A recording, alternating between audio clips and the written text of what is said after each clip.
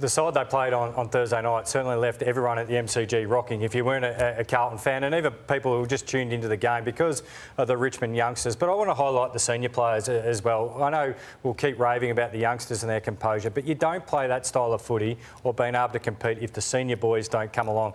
Now, Curvis's game was magnificent in the ruck.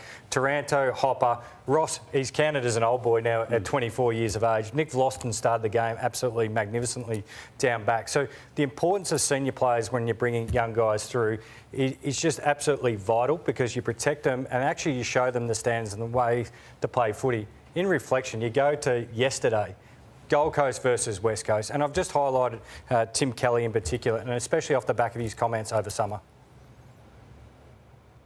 You know, I'd be lying if I said, like, my love of the game hasn't been, you know, great over the last couple of years. So for me, I'm just, you know, obviously there's a lot of contract talk and this and that, but I'm just, trying to love the game again, you know, and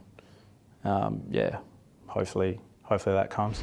I hope it comes too as well, Tim, because I admire your honesty, but we need you passionate. You're a guy who found it really difficult to get in the AFL system, and we need you that passionate way if you're at West Coast, because having a look at these edits, they're all in the first quarter.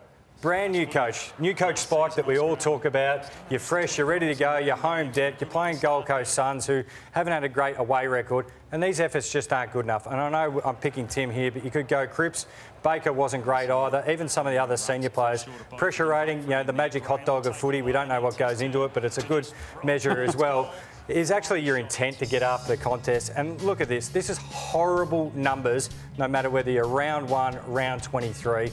You know, between the three midfielders, Anderson, Rao and Miller, they had 92 touches and 29 clearances, and they were negative 49 contested possessions in a game of football. The very first quarter it started from the senior guys. Those numbers there, Jimmy, are every bit as bad as they were under Adam Simpson as coach. And I raised it because it was Andrew McQualter's first game after a full summer. Yeah, so he should be eyeballing the senior guys and saying, what are you doing? Because you can actually create a really good legacy. And just talking about Richmond before, you hear the Richmond players like Cochin, Martin, all these guys talk about Chris Newman. When it was times were tough for Richmond, they said he set the standard, he drove the standards. When I first came into Geelong, senior guys, this is how you train, this is how you front up every contest. You can actually leave a fantastic legacy as a senior player. Leadership is clearly in question, and the head of the leadership group in Oscar Allen is debating his own future. At the same time, they're trying to recruit a Chad Warner to the club. At the same time, they're trying to convince Harley Reid to extend his time at the club. Lordo, when you see that, do you see enough leadership, and do you also see a situation where Oscar Allen himself exploring the market, which he's entitled to do? I'm not knocking him for doing it, but at this state of this club at this point in time, is it an issue? Yeah, it was good to see Oscar Allen grab him because he was carrying on after the game. Harley Reid. I'm not as critical. We're going to show vision here of Harley not having his best day. He was very disappointing. You know, you touch on Tim Kelly, but I give him an out. Like, you know, the expectations are that high on Harley Reid, and there's not many. You know, people want to mention Nick Dacos. For every Nick Dacos, doesn't matter if you're drafted 1 to 10, they struggle. Most guys are still struggling in their first game of their next year. His attitude, yes, does have to improve. But you're a bit more empathetic. I'm empathetic to the fact that, you know, say for example, Dustin Martin's first game of his second year. Luke Hodge was still not a great player and still making a lot of mistakes at that time. So that's where the senior leadership with Damo Rays is critical. He'll become a great player. Like, say, Jamara Ugahaven, he doesn't make it, you can say, well, we gave you everything. We gave you Marcus Bontempelli as your mentor for a period of time. And if you can't make something of that, well, you're never going to make it anywhere. That's my opinion on a guy like Jamara, whereas I'll ask with Harley Reid, I'm sure they're surrounding him with great things, but sometimes it can just click. Maybe 2 to 3 years later, no matter how good you are. What did you make of McGovern yesterday? I just think for someone who's been an All-Australian over many times, does he change his game to tighten up when you're under siege, or does he still want to just play his way? So you look at him standing out in front. Like, I just think you've got to tighten up, and I'm going to show some vision later on in Sledgehammer around a kid who was thrown to the wolves a fair bit, and I thought Jeremy could have helped him a bit more. I thought he could have, you know, fought a bit harder, not trailed in as much.